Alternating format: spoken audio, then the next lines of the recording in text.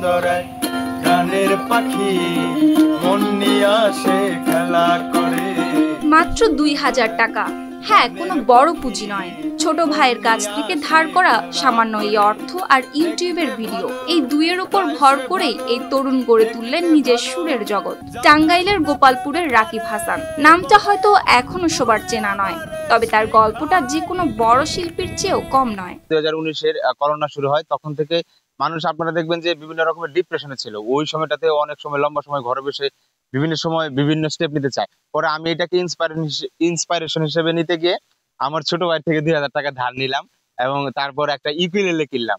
তারপরে ঘরে বসে প্রায় 8 থেকে 10 ঘন্টা করে প্র্যাকটিস করতাম। ওই সময়টাতে কোনো কাজ ছিল না, এবং ওই যে আমি স্কুল কলেজে আগে গাইতাম, সে একটা অভিজ্ঞতা ছিল, একটা মিউজিক সেন্স ছিল, গান সম্পর্কে একটু ধারণা ছিল।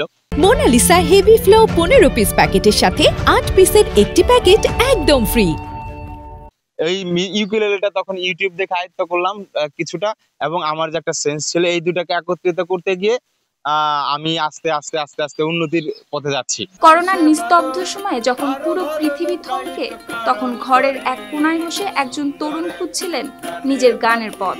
না কোনো গানের স্কুলে নয়, কোনো শিক্ষকও ছিল না, ছিল শুধু ইচ্ছা, ছোট্ট ইউকুলেলে যন্ত্রটি আর ইউটিউব। আজ সেই ইচ্ছাই তাকে পৌঁছে দিয়েছে দর্শকের মণিকোঠায়। তোমারে পাইলাম না আমি, তাতে দুঃখ নাই,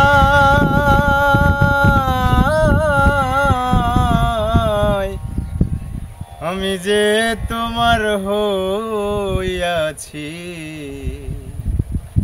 এই ভেবে সুখ পাই। দিনের পর দিন অনুশীলন, ধৈর্য আর কঠোর পরিশ্রমের ফসল আজ রাকিব শহরের বিভিন্ন মঞ্চে নিজেকে তুলে ধরছেন শিল্পী রূপে। নিয়মিত পেয়ে থাকেন স্টেজ শো ও টিভি শো এর আমন্ত্রণ।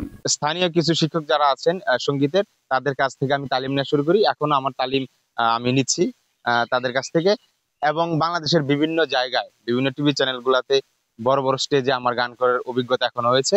সামনে কিছুদিন পরে আমার একটা অ্যালবাম বের হবে, অলরেডি ভোকালের কাজ শেষ হয়ে গেছে, এবং আমার একটা ব্যান্ড আছে ফ্ল্যাশব্যাক, সেই ব্যান্ডের হয়ে কাজ করছি।